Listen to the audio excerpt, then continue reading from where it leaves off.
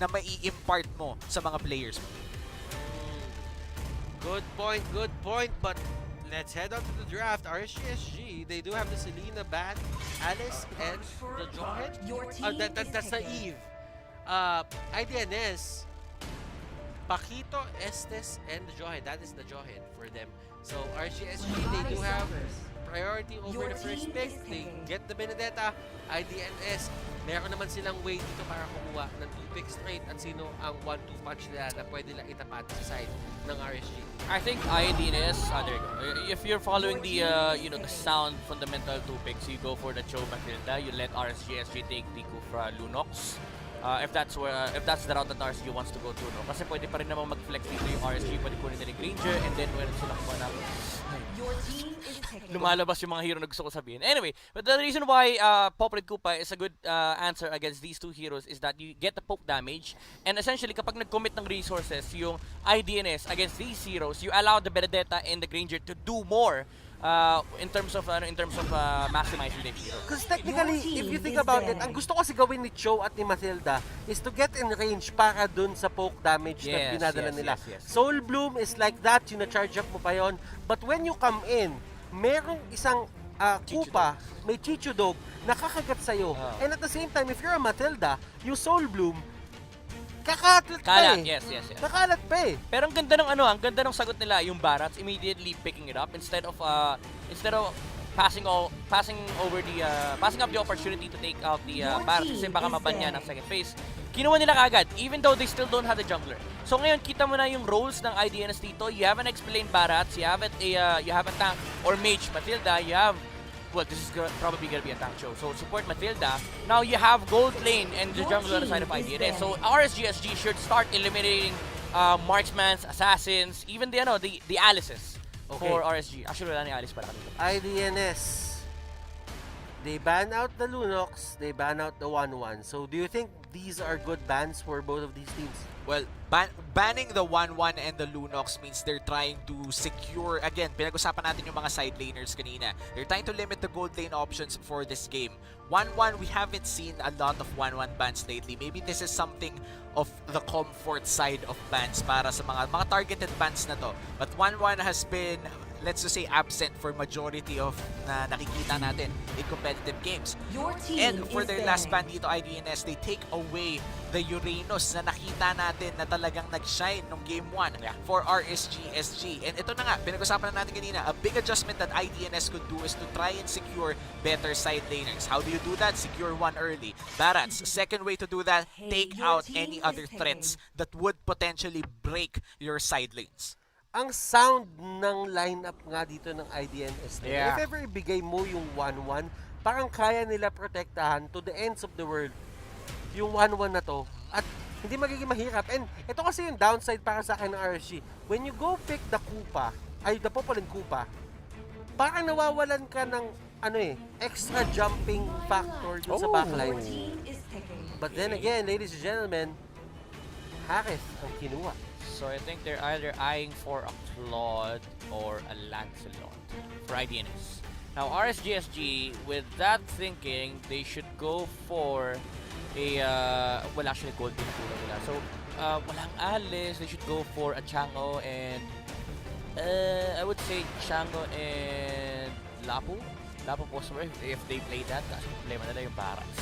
And the Barats pick actually blocks a lot of fighter options para sa RCSG. If they choose a fighter na medyo kulang sa mobility, na pag pumasok-pasok na talaga, it's gonna be hard for them to respond to the Detona's welcome.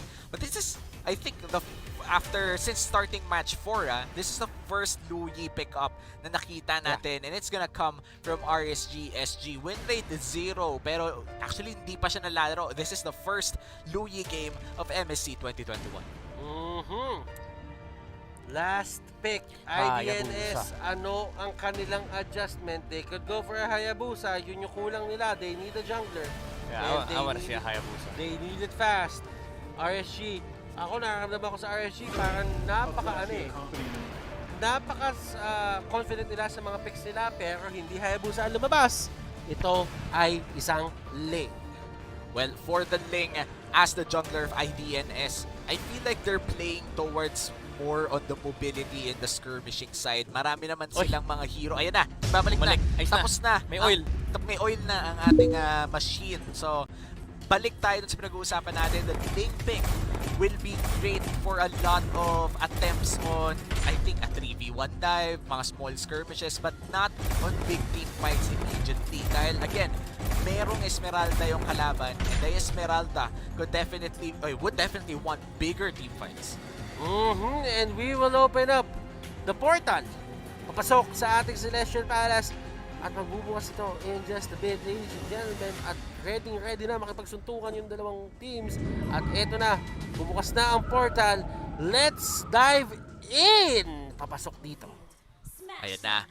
This is game number 2 between RSGSG at I Do Not Sleep. At mukhang wala pa naman na wild na mangyayari dito. Saktong dash lang galing kay Sync, pero that's a lot of damage early on for the Benedetta.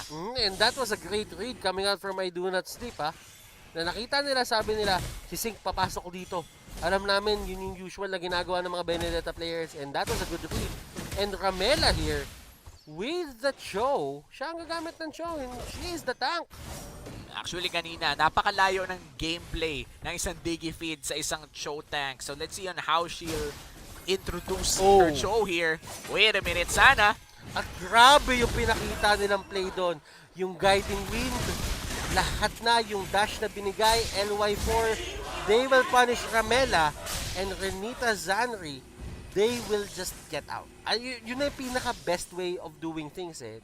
I-minimize mo na lang yung casualties. Because you can't fight that at that point. Yeah, it's a 1-for-1 exchange in favor of no one actually. Yung first blood is just a 200 initial plus gold na rin lang dahil nga nagkaroon ng 1-for-1 trade. Ang tanong na lang ay kung kanino napunta ang mga kills. Dahil for the side of RSGSG, ang napuntang kill ay for LY4. This is big. That's a core na bigay ang gold. Meanwhile, for I Do Not Sleep, napunta kay Renita Zanri ang gold. Oh And my si goodness! Diablo going in, flickering in, at nakuha niya yung kill doon sa Mailing. How important was that kill, Midnight? Alam mo, there's a reason why I didn't like, nakita nyo naman yung facial reaction ko kanina, no? I didn't like when they pick up the Ling. Yes, it's good against the Granger, against the Benedetta, but they needed a core that doesn't depend on the timing ng early game niya kasi he needs to protect the timers of the Harit as well. So when they picked up the Ling, already, ang hirap na nga against sa Popel Kupa, na-shotdown pa siya ng purple buff. And si Diablo, 20 seconds niyang inaabangan dyan si Ling kanina pa. As in legit, pagka-clean niya ng minion wave against the Harit, 20 seconds siya nandyan. I Do Not Sleep is in a very bad spot. Alam naman natin yung potential ng isang Ling na walang buff. Talagang na-half yung kanyang damage output. Renita Zanri with the Circling Eagle. Pero sila Easy Bunny, they get an answer, and that is a step in the right direction even if hindi gumagana yung team nila ngayon. Yeah, Hasaki though in a 2v1 scenario at papupunta ang kill para sa Benedetta, and that makes it a 3-4-2 exchange for the favor of RSGSG. May turtle pa silang nakuha kanina, Midnight. Medyo na ano ka na dyan, na nanginginig ka na, nanggigigil ka na ata. Kanino? I mean, as much as I like the trades that IDNS are getting, they need to be careful with whoever gets the kill. Kasi si Renita Zanri dito, he has all the kill to his name for IDNS. And si Lois tsaka si Easy Money, sila yung nangangailangan ng gold. Sila yung nangangailangan ng XP. Yes, kasama sila dun si Share. But the thing is, they are committing so much time to get these kills. So as much as possible sana sa kanila na Naku, pupunta. na-shutdown pa nga. At si Renita Zanri siya ang na-shutdown, nahuli si Posa. Pero sabi ng RSG, meron tayong sagot, and that was a great play coming out from pero may sagot na talaga. And Sync! Nawala ata ang aking mic. Naiwanan. Nawala ba? Hindi. Okay. Naririnig kita na Naririnig mabuti, mo, kapatid. oo. And, grabe yun, no? Parang naiwanan ng Benedetta ang isang Hasaki. Sa top lane, LY4 mukhang makakakuha ng isa. And RSGSG, they're dominating the early game. And Yeah. Ramela dito, tumatakbo. Unti-unti. They get Diablo. That was a good kick. And this could be the punishment na hinahanap ng IDNS. Ito na nga yung sinasabi natin. Tank power, support power, all the powers in Pero the world. may resback, may At resback. ito yung resback. Naku po mga kaibigan, nagtatawagan na sila. Pre, nagulpi ako dun sa kanto. Ito na kami. Hop. Wala na. Umpaga. May dalang K9 unit. Pero again, eto namatay na naman si Ling. Lois, inabangan siya sa may purple buff, hindi nga ginamit yung ulti ni Louie. Literal na inabangan lang si Lois dun sa kanyang purple buff and hindi na naman siya pinapakuha ng kahit anong farm. And again, this is the problem when they picked up the lane. Number 1, lugi na nga siya kay Popoy Koopa. And Easy Bunny goes down and ayaw mo yun kasi that is your gold lane Harith. As much as possible, gusto mo yung uptime ng Harith mo is at 100%. Yeah, and the turtle, it's gonna be free for RSGSG to take. Grabe ang kanilang early game dominance dito, pero hindi naman ganun kalaki yung gold lead. Kaya pang bumawi. I mean, I do not sleep. 3K gold lead, pero ang scaling, 0-4-1 link. Yun nga lang yung pinakakailangan nilang ihukay palabas. Well, actually, that's a big problem kasi by this point, the Ling should have been feeding. If they want to win for IDNS, the condition is that the Ling gets a good start. But now, they're battling for the Ling to be able to farm. And Easy Bunny getting popped, bursted down. I do not sleep. Ramela nun sa may likod. Napakagandang 3-man knock-up. But sadly, Diablo? walang follow-up. At Diablo, talagang hinakangan niya. Binakikada niya dito sila Ramela. Sabi niya, hindi kayo pwede umuwi. Oo, Dito lang ako." nangiipit. Nangiipit siya. And this is another purple buff na nanakaw ni LY4 away from the Ling. In Midnight, you already discussed on how big of a difference it is for a Ling to have a lot of their, or maybe buffs in general. Lois, mukhang babagsak na naman siya dito. Kulang ng isa pang kalaber, and Lois, he's gonna survive. Again, yung pick kanina ng IDNS, I understand it, but the problem is yung ideology as to why they pick it. They picked it because it's good against the chorus of RSGSG, but you have to think of your teammates as well. Ang nakakaramdam ng pighati dito, yung Auspin, pighati, sakit, illness, is Easy Bunny. Kasi, once na madali si Ling, lahat ng mata ng RSGSG naka-focus kay Easy Bunny. They need to shut down this Harith. Ang problema kasi, wala siyang katulong. Kasi si Ling, recovery mo. Lot of things happening here dito sa larong to. And as you can see, nabanggit nyo nga kanina, sometimes yung 3K gold lead na yon, it might not look big, pero you have to look at yung economy at kung paano siya gumagalaw. And Hasaki dito, making his play and making the scout, pero nandun pa rin si Sing at kaya niya pa rin baliktarin kung ano man yung ginawa niya doon. Yeah, and that's still a cross-map play though. RCSG, both, I do not sleep in RCSG, nakapag-push sila both on the side lanes. Wala pa namang position advantage ang IDNS dito. Diablo, nahanap na. It might be a 2v1. And look at Easy Bunny's HP. And Easy Bunny, Oh! Wow. Perfect timing. I like it. Perfect timing. Para doon kay Harith. Kumbaga yun yung mga crossover na nang iiwan talaga, mga Allen Iverson type of crossovers. Pero RSGSG, another free turtle to take, and they're slowly gaining control or bigger control of this game, mainly because of their objective taking. Yep, and let's talk about economy right now dito sa game na to. So it seems to me, tama talaga si Midnight eh. Dumarating tayo sa point na 0-4 si Lois, na 5K lang yung gold lead. Well, actually 5K is big. Yes. 5K is big already. But sa 3K na yun. Yan na naman. Tingnan mo, hindi ka rin yung Reynos eh. Hardest working man in Singapore. Benedetta! Nagkakat! Sa loob ng Sa base. base! Hindi kayo Reynos eh. I play my Benedetta as a Uranus. Sabi niya, what is hero? This is my playstyle. Yan yung literal na ano, si Sing. Ginagawa niya lahat. Nakapatay pa nga! Yan yung literal na ano, I do not care. Oo. Hindi na German cat eh. Singaporean cat. Oh, pero nahuli doon. Oy, ganda na ito. Pero si LY4, ang ganda na sana ng huli ni Hasaki. And we're not talking Si about Sing! Hasaki. Yan na Si naman. Sing, nandun pa rin siya. Anong nangyayari dito? The hardest working man in Singapore. Ayan na, may nickname na. 2 games na niyang ginagawa. Kahit sinong hero ibigay mo, magkakat siya ng base pag binigyan mo ng tsansa. Hindi pa siya nakontento. Gusto niya habulin yung wave sa babaw. At nahabol pa nga niya. Nahabol niya. Lahat ng wave mo, kahit anong wave. Literal. Kahit pa baby wave pa yan. Sumatik, hahabulin ni Sing yan. Hahabulin ni Sing yan. Lahat ng klase ng wave. But Diablo, nahuli. Oh! Ang ganda na sipa. Galing up for the knock-up! The knock-up was there and Fosa still alive. Going down kay Ling. Ito na ang laban na hinahanap natin. LY4 tumatakbo. Hinahabol na ito. And Renita Zanri almost going down. Killing spree sana yun. And ito na si Diablo going in. Pangalan pa lang. Parang kumakain na ng bakal. Oh, si Sink. Si Sink. Sabi niya, ayoko ng hero. Gusto ko minion wave. Bahala kay dyan. Ayaw niya talaga pero mukhang kailangan na niyang iwasan ang laban na to. Pag na-welcome siya dito ni Detona, mukhang hindi naman talaga kaya. Mababalik! Ito na ba? At si Sink, Oh! oy! Nahuli! Hindi yan, everyday nakakita ka ng ganyan. And elect ang final blow, Diablo, ang ginawa niya, kesa ibato niya direct na doon sa mga kalaban, binato niya doon sa dadaanan nila para maabot si Sink.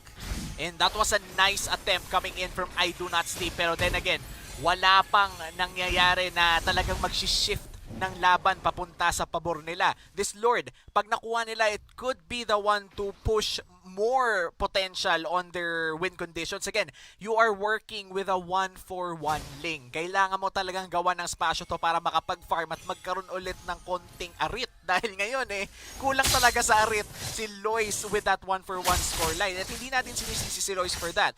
RSGSG literally put so much effort sa pagbagsak ni Lois in the early game.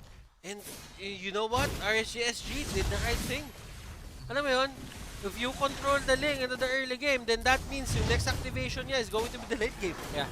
Meron na siyang Demon Hunter dito going for, I think this is an endless battle instead of the Thunderbelt. Ramela going deep inside of RSGSG. Nahuli niya si Fosa rito.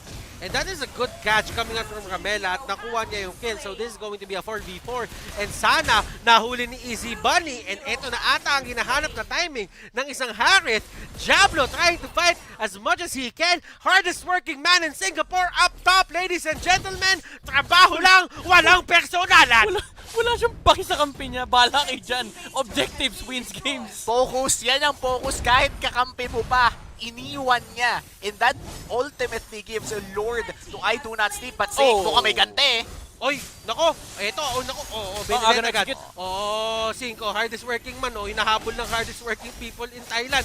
Nako po, eto na, wala. Wala. Saktong dash lang. Pero let's address this. This is actually very detrimental for RSGSG. Wow, detrimental, big word. Big word. Anyway, yung ginagawa ni Sink, as much as it looks awesome kasi objective gaming, he needs to be in team fights. Kasi the condition for RSGSG is that they need to win fights before they can actually push. Yeah, at makikita natin dito na talagang absent sa buong laban ang Benedetta. But look at the Harith over there. It's si Bunny talaga nakapwesto sa likod ng buong fight na yun at nakakuha talaga siya ng massive damage. Kumbaga bagsak agad lahat ng mga backliner ng Idns. Oy, ano yan? Balik nyo sa ano? Boss, walang ganyanan!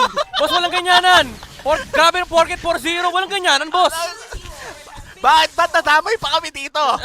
Hardest working man in PH Esports. Anyway, yung ginagawa ni Sink, again, it's really detrimental for RSGSG. Pero we also have to address the elephant in the room, si Diablo. Yung target selection niya rito, it hasn't been fantastic for the majority of the last few fights. Kasi ang target niya rito dapat si Harith. Pero ang tina-target niya is sila Barat sa may front line.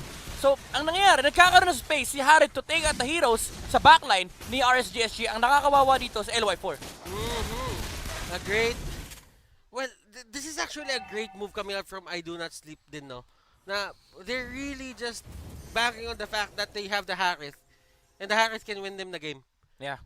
Plus, ang nakikita ko ngayon si Ling, nagiging ano na siya eh. Lumalabas na yung potential niya. Yeah. Nagkaka-item na eh. Nagkaka-item na. And this is the benefits of having assassin naman. If they get the items, kahit pa anong timing niyan, kapag kaya ka nilang patay, papatay ka nila. Kumbaga, Assassins nga eh. Assassins. Yun talaga the marksman, at least LY4 in this scenario, 329 siya. And ina-expect na natin that the moment the Ling gets more items or tumagal mas lalong laro, mas mahihirapan pumwesto dito si LY4. Si Bunny. Summon Force. And Benita Zanri, Circling Eagle, napakalayo ng inabot niya. At si Sana ang Harith target dito sa side ng I Do Not Sleep. And look at this, 3 people from RSG. They need to run away, 4v3. Sink, yung buhay niya puno pa, pero they don't have enough damage para panindigan yung laban na yan.